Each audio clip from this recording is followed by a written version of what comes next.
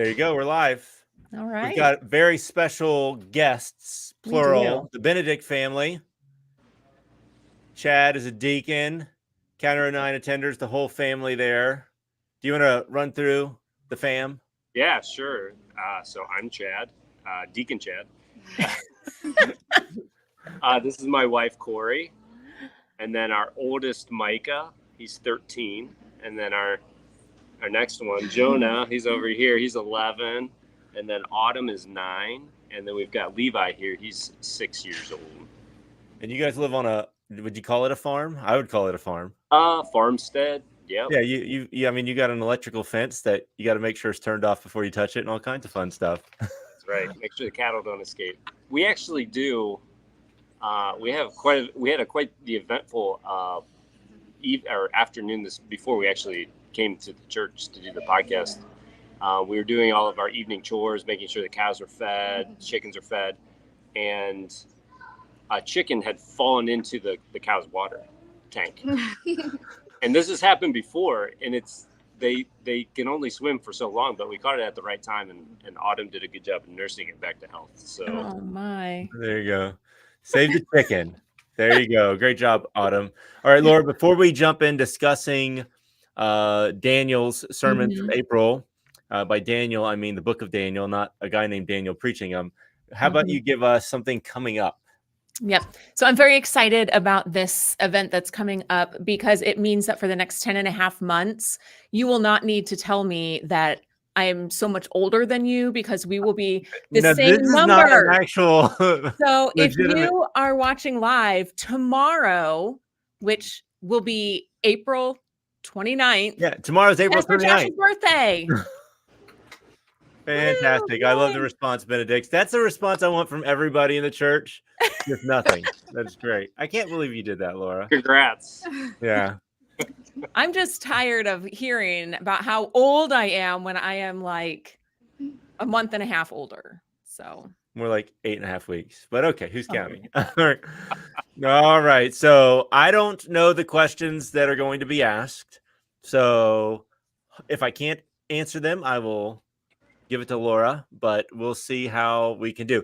And Benedict family, for everybody that knows, all of your kids sit in the service, so they hear the sermon too. So I don't know if any of these questions came from them or came from family discussion or not, but just for people to know, Benedict children have heard the sermons. And multiple questions came from our life group. Oh, your life group too. Okay. Very good. Now I remember the one that I should have been mentally preparing for how to answer. Okay. Yes, Dana Fought is in our life. Yeah. All right. Take it away. Okay. Well, this is so our first one when we were doing. Yeah, is the one that we sent in to Laura, and this is where she pegged us to join the podcast. So this is the very first thing that came up when we started doing sermon notes was, and I'm just going to read it as Corey wrote it here. So in the sermon, Pastor Josh shared the story while in the military of the unreasonable demand. And as we were discussing as a life group, no one was able to, well, we realized that, Josh, you didn't answer the question. You didn't answer what you did in that difficult situation. So we were all wondering, well, what did Josh do? Did he disobey the order? Did he convince his superior? So. Yeah. Sure. I've already tried to discuss this, Laura. Maybe you can encourage me along. So, you'll do a great job. That's something she hears me say to her all the time. So I will say this. I purposely did not say what I did because it was more of creating the tension. So I'll say what I did, and I don't know how much, if you want to ask more questions, you can. I just want to be careful. The time that this was, U.S. military had not experienced war combat, and so everybody was inexperienced, and so I want to give some grace to everybody that was involved in it. And so I disobeyed the order, and I was willing to suffer the consequences for that. Something that I learned in leadership, especially in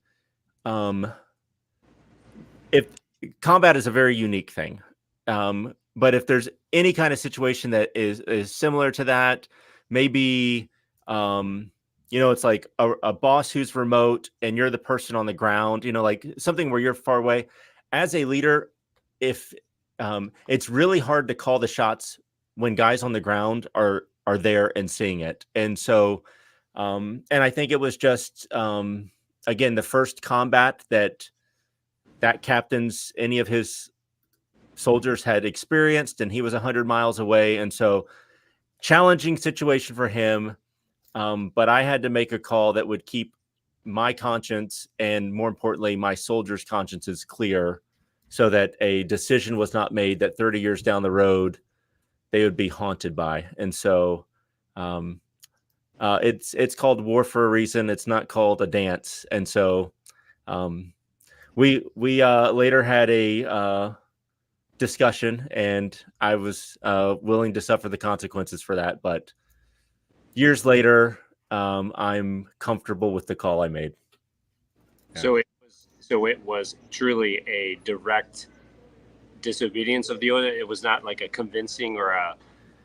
Did that ever happen in the military? Were you able to like negotiate with your superior? So you could, like, when it's in planning. This was over the radio. He's only hearing reports via the radio.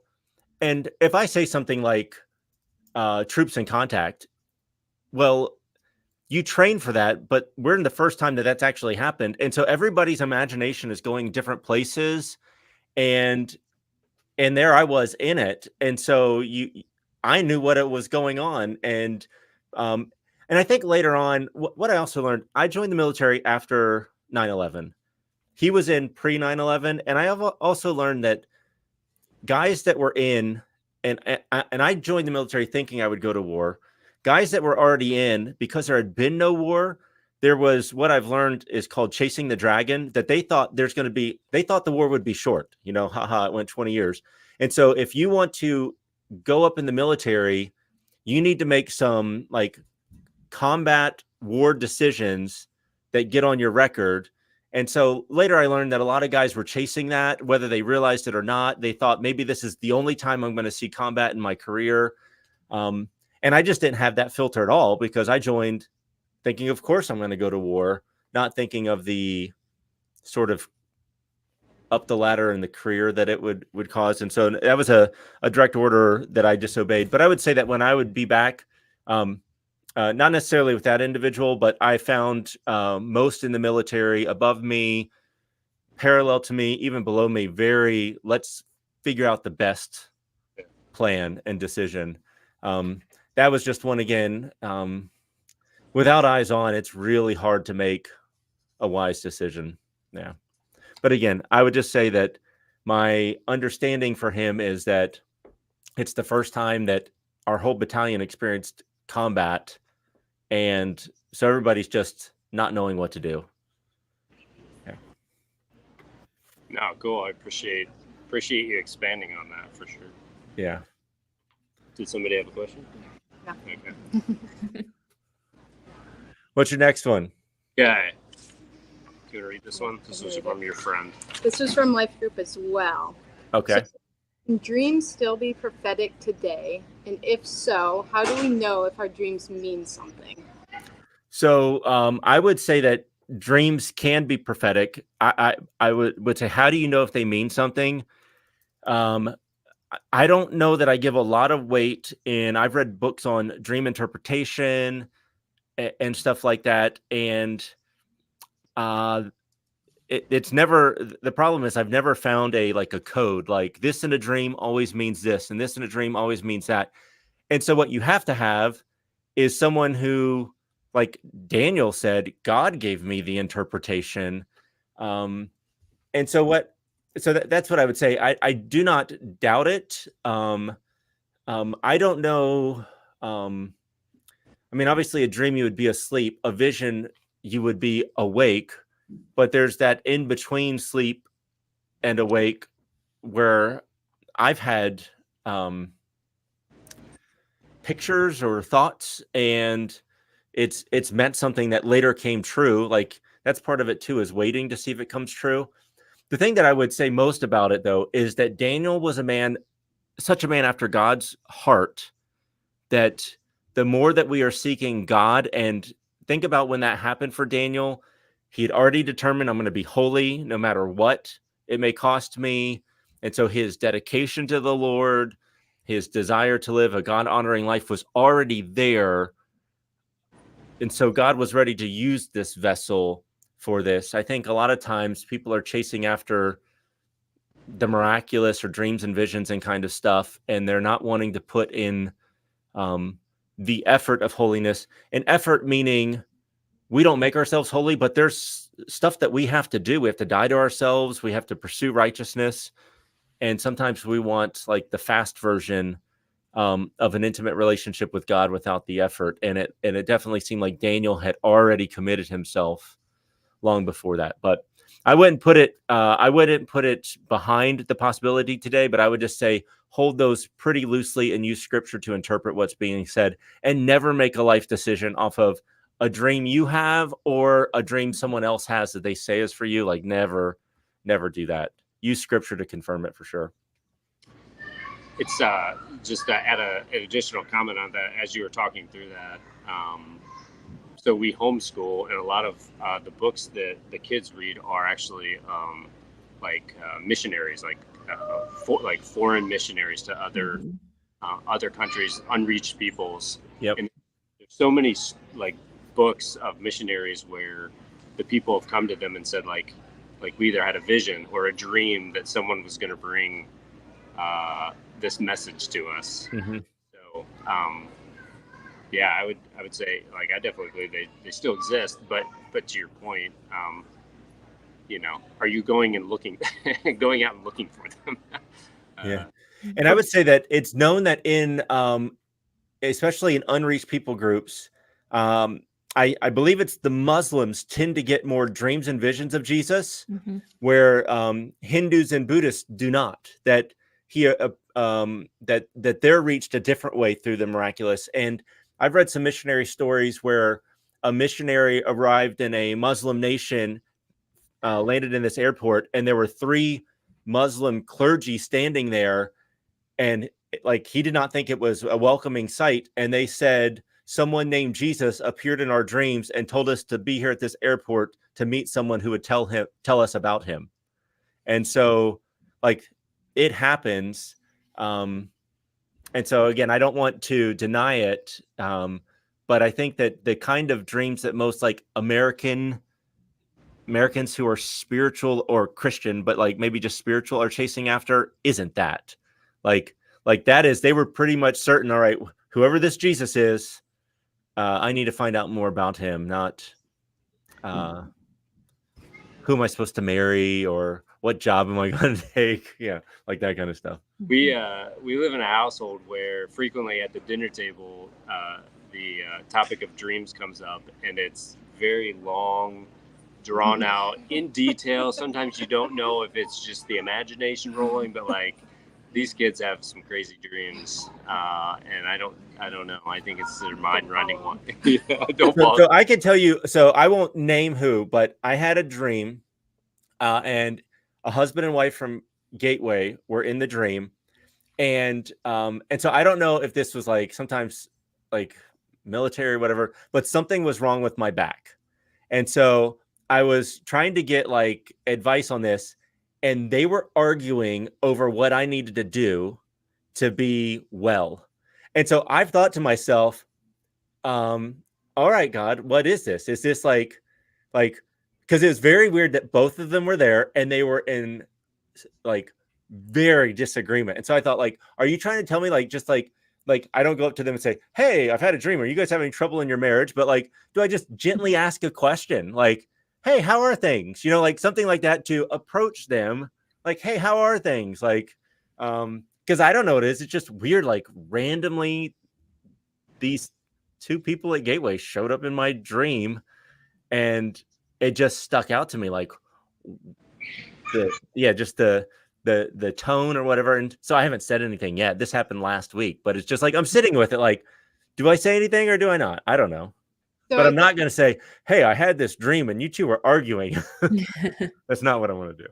with this question, I think it was something kind of like that it stemmed off of the question. Just like having a dream sort of like that, and you're like, does this mean something more? Yeah. So some from the charismatic world, things that have been very helpful from those who like instead of just being like pretty crazy charismatics, like they're pretty settled, pretty biblical. Like it's stopping and asking those questions. God, is this just for me? Is this meant to prompt me to pray for them? Is this meant for like that gentle question? Is it meant for nothing? It was just a dream. But doing that as opposed to, oh, I had a dream, you were in it. I need to immediately, like first thing in the morning, text you and say something. Like pause, ask questions, pray, seek the Lord, just slow down. Like the eagerness at times is where, and definitely don't say anything that sounds like it was objective. I am certain that the Lord has told me this. Like that only causes harm. Yeah. Good words. Okay. Do you guys have anything about dreams? You guys are the dreamers, right? Who's the dreamer? Who's the dreamer? My imagination during that day. Yeah. That's good. What's your next one? I'll read this one. This was actually mine. So in Daniel 2:30, in the NLT, it says, "And it is not because I am wiser than anyone else that I know the secret of your dream, but because God wants you to understand what was in your heart." And King James Version also says heart, but like the ESV, the NIV, and some other ones also say mind instead of heart. And I just wondered what your thoughts are on that. And just because I feel like heart and mind are kind of two different things. Well, this is why when stuff like this comes up, I have my Logos Bible software up here so that I can click and see what that word is. So what's interesting is that the Hebrew word, and I have my ESV opened in Logos, the Hebrew word, even though ESV has mind, it takes me to the Hebrew word translated as heart. So it sounds like maybe because it's a dream, something going on in his mind, they're trying to connect it that way in the ESV so that it's not confusing for an English reader. Like he had a dream. Are dreams happening down here? But the Hebrew would probably saying that what has happened up here in your nighttime is because of something that's going on here in your inner person. But yeah, the Hebrew word there is a word that means the heart. And so that's probably just a translator decision to try and make more sense that we dream up here in our minds with our brains, not down in our hearts. That would be it. Are you satisfied with that answer? Yeah. Logos Bible software is a wonderful tool for questions like that, where there's a translation difference between the two, or between 3 or 4 translations. Okay. What's your other one? I have another question here. This one's mine. We also talked about this in a little bit in life group. So I think it was in your first Daniel sermon where you had talked about Daniel's companions, Hananiah, Mishael, and Azariah, and how they were renamed to Shadrach, Meshach, and Abednego, and how they're the new names related to the pagan gods. Or the king, yeah. And so I guess maybe this is a multi-part question, but as I looked into it a little bit, it seemed like Daniel was generally accepted to be the author of Daniel. Yeah. So it was interesting to me. You devoted a lot of time to how they might feel being renamed to these things that they did not agree with, right? Mm-hmm. But it was interesting as you read through Daniel, at times when he's quoting things, he would refer to their new names. Mm-hmm.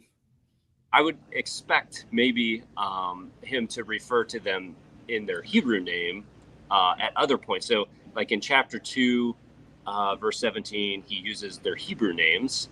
Yeah. And verse 49, he uses their Babylonian names, and those don't appear to be direct quotes, right? So I wasn't sure if maybe we talked a little bit about it in life group, and maybe he wrote, different sections at different times of the book, and his recollection was different. Or maybe this is just like an epic troll on them, just to refer them throughout history as these new names. So I don't know. I just want to get your thoughts on it. So I did. Somebody else asked me about that, and so I did in Logos. I looked up how many times are they referred Daniel as well. And what's interesting is that Daniel, I think, I'd have to go back and find it. He is something like 75 times Daniel.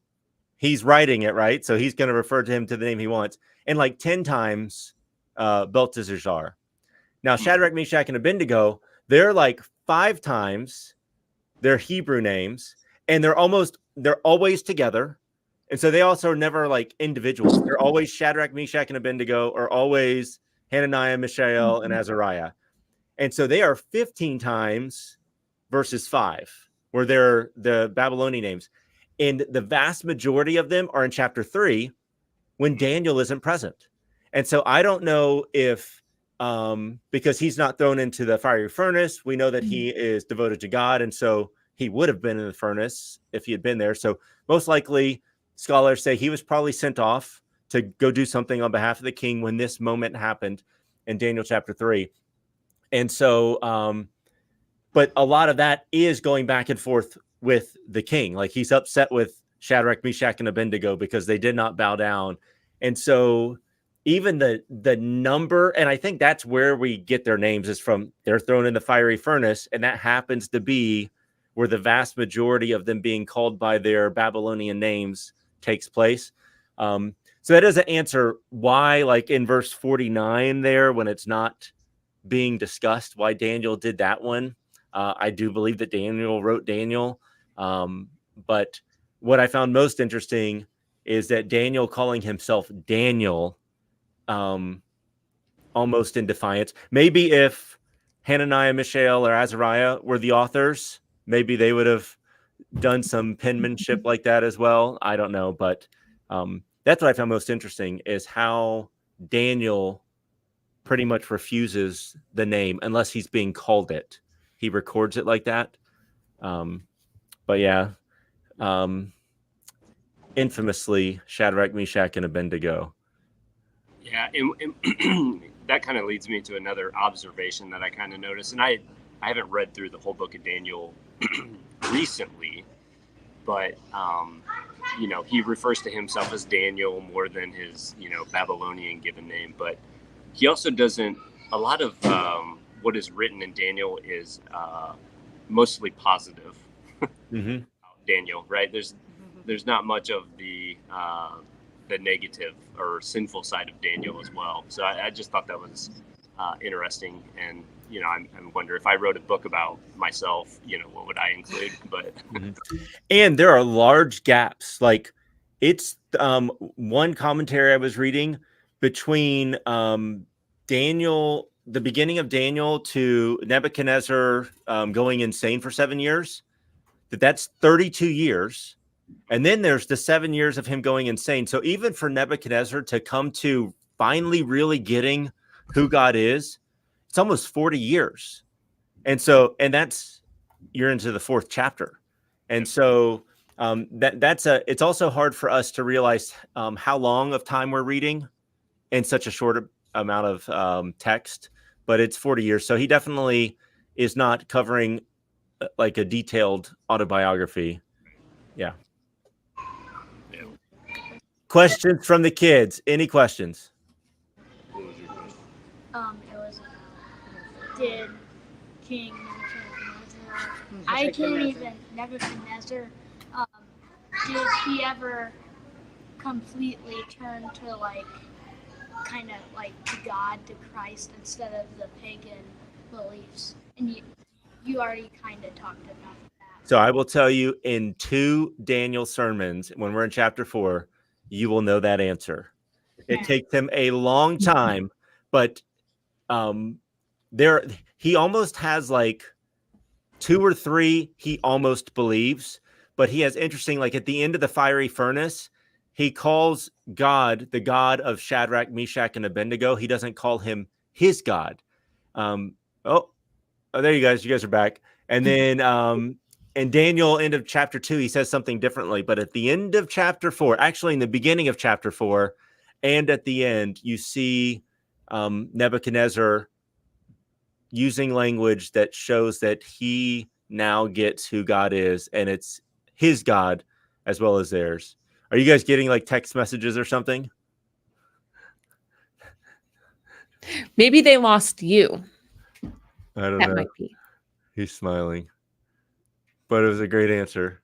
And if people didn't hear the question and couldn't figure it out based on your answer, Micah was just asking if Nebuchadnezzar ever comes around to understanding who God is. Yeah, so we haven't gotten there yet, but we will get there soon. Looks like they are figuring it out on their phone. Well, that's fun. Laura, based on your notes now, did you have any questions? Yeah, I thought you might ask me that. No, I don't think I had any questions necessarily. No questions. I did we'll add them back. They're back. Did you miss my answer?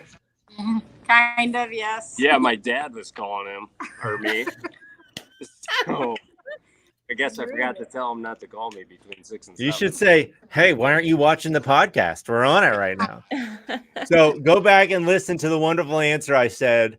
Laura repeated the question for everybody in case they weren't able to hear it. But yeah, make sure you give for people who don't know, Dad also attends Gateway. So give him a hard time about that. You don't have to. It's funny. I definitely will. That was a great question, Micah. But in 2 weeks, or actually 2 sermons, so I don't preach next week, you'll get your answer for sure. Autumn, any questions from you? No, he said my name. She was quick with Yeah. that no. Other boys? Levi? Nobody? Nothing? All right. I will say my parting comment is when Micah was getting ready to say his answer, he fumbled with Nebuchadnezzar's name because in our house, he's commonly referred to as Nebuchadnezzar because Chad is right in there. So if you want to give me some kind of shout out during the rest of your sermons, that'd be cool. We can refer to him as Nebuchadnezzar from now on. That's classic. That's pretty That's good. pretty funny. I may have to try and remember that. Hey, well, Benedict family, thank you for being on the podcast. Great questions. Thank you for not stumping me too much. Yep. All right. Love Thanks you for guys. having us. Yep. See ya. Thank you. All right, everybody. That is it for the podcast, Laura. If you don't have anything other than my birthday to tell them. No, we're good. All right. See you, everybody.